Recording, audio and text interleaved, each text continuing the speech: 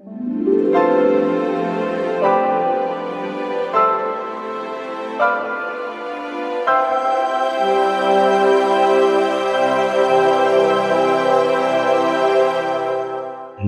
चरहट के हिंदी में आपका स्वागत है। विश्वकर्मा भगवान आखिर कौन थे? विश्वकर्मा भगवान की पूजा क्यों की जाती है और इसकी संपूर्ण पूजा विधि क्या है, आइए जान लेते हैं विस्तार से। सबसे पहले जानते हैं कि भगवान विश्वकर्मा आखिर कौन थे।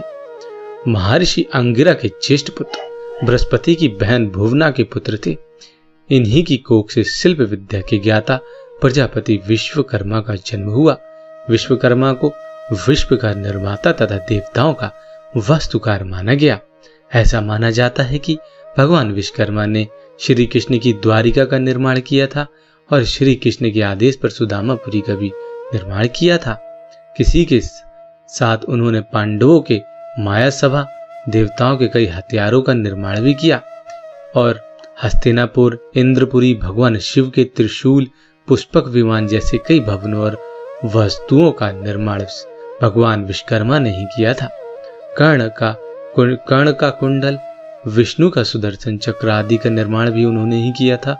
इनकी पूजा सभी मजदूर, सभी फैक्ट्रियों में और सभी ऑफिसों में सितंबर माह में और दिवाली के अगले दिन की जाती है। ऐसा माना जाता है कि भगवान विश्वकर्मा उनकी रक्षा करेंगे और उनके साथ कभी भी किसी मशीन या औजार से कोई उन्हें हानि नहीं होगी, इसलिए उनकी पूजा की जाती है।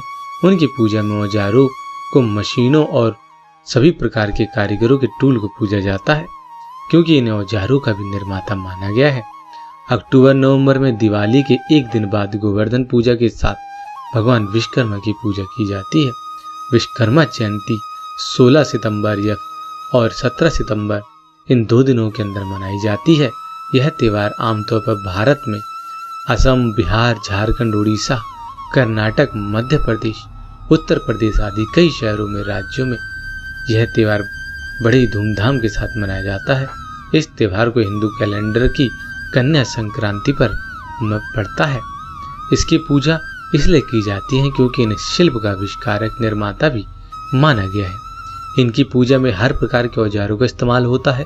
सभी प्रकार के औजार, मशीनें, यांत्रिक मशीनें, कंप्यूटर, छैनी, हथौड़ी, जिस भी प्रकार से हम काम करते हैं, जिस भी टूल का हम इस्तेमाल करते हैं, जो हमारी रोजी रोटी है, वह सभी विश्वकर्मा जयंती पर पूजी जाती हैं। इसलिए सभी कारखानों में, फैक्ट्री में मजदूर लोग और इंजीनियर लोग भगवान विश्वकर्मा की पूजा बड़े ही धूमधाम के साथ मनाते हैं।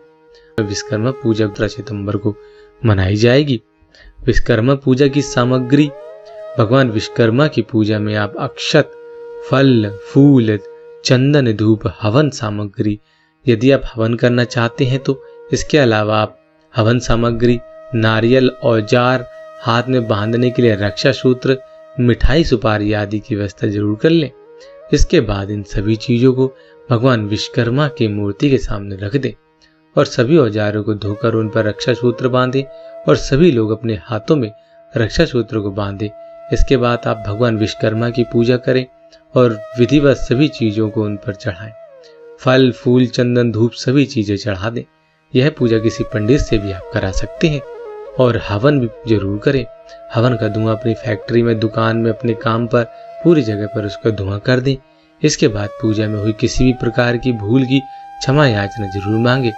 इस प्रकार से आप पूजा संपन्न कर सकते हैं। पूजा में आप भगवान विश्वकर्मा जी के मंत्र का विचार कर सकते हैं। मंत्र इस प्रकार से है: ओम अनंतम नमः और ओम कुमही नमः आदि। इस मंत्र का आप जरूर जप करें। इस प्रकार से आप भगवान विश्वकर्मा की पूजा कर सकते हैं।